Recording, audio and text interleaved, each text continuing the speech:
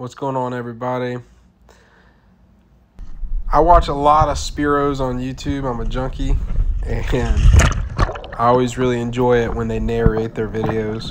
So I figured I would do the same. Just really helps share details about what happened. This was a day, last minute decision to push on out and try to do some diving. And this was my first drop of the day. I probably went out at 4 and I was back in at like 6:30. So I was out for about 2.5 hours, trying to get a couple snappers and come home. That's kind of the goal. But I saw a mutton from the surface, couldn't call him in, and decided to just wait and see what would happen, see what was going on. I saw some decent mangroves, and I thought one of them swam up right here, and I was lucky enough to get a nice stone shot. More of a spine shot, really, but anyway, got what I was down there for. And it's always nice, first dive, first trigger pull, to dispatch your fish that quickly. This one went 15 inches or so, not very big, but would like to get a little bigger, honestly, but he's good enough. I dove that spot several more times and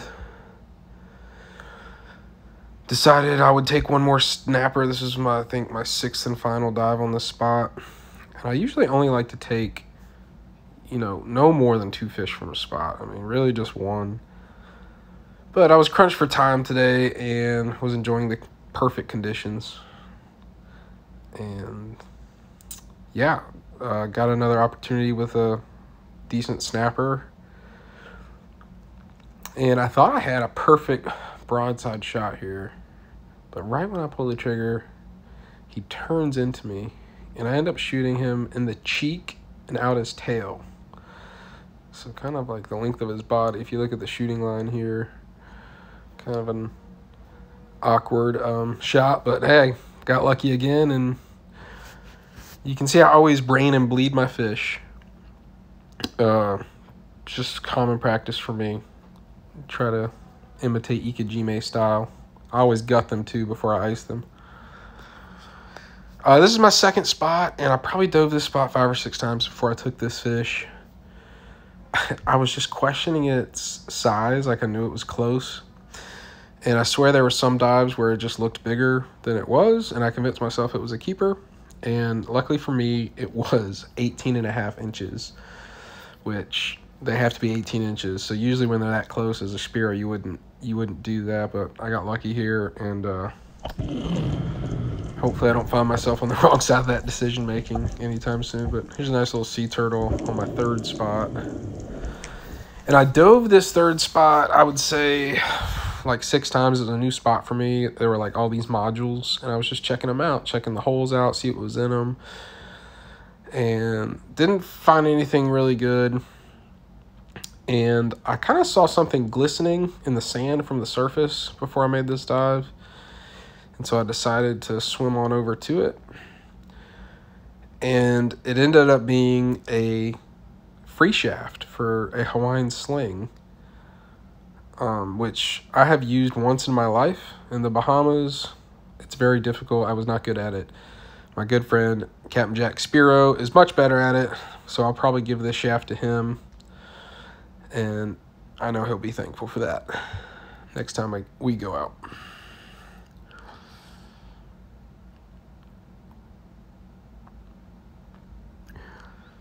So after I picked up that shaft, I went to my 4th and final spot.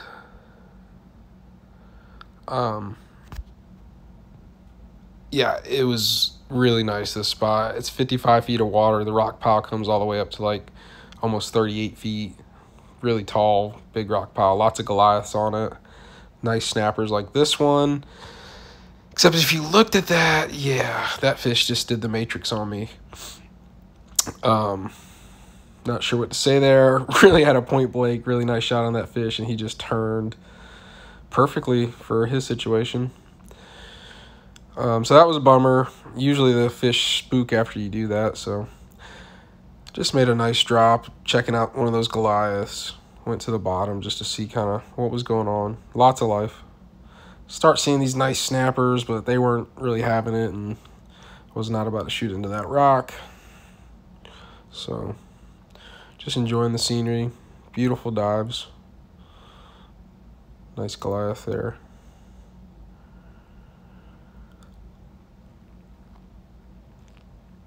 I'm fast forwarding through the descents and ascents.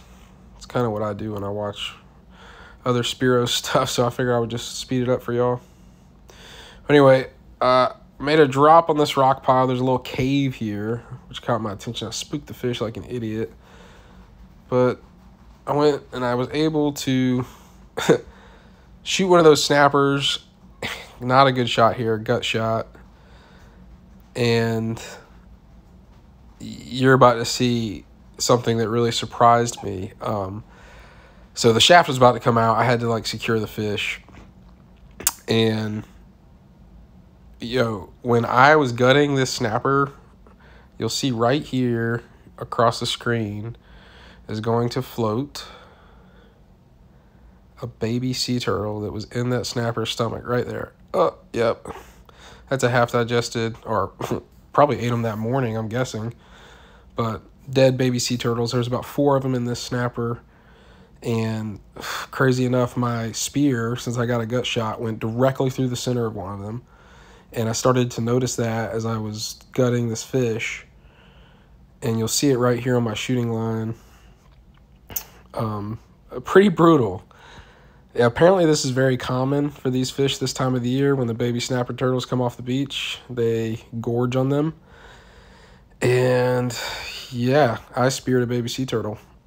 But don't be mad at me, be mad at the fish. I speared it, but I think it was already dead. But anyway, that's my 4th and final fish for the day. I got in the boat and went in after this.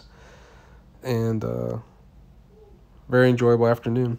Please give me tips on how I could be a better Spiro and a better diver. I'd love to, hear how I could get better. I know I'm not best at this, but I thought I'd take you along on a little afternoon trip I had the other day. Hope you enjoyed it.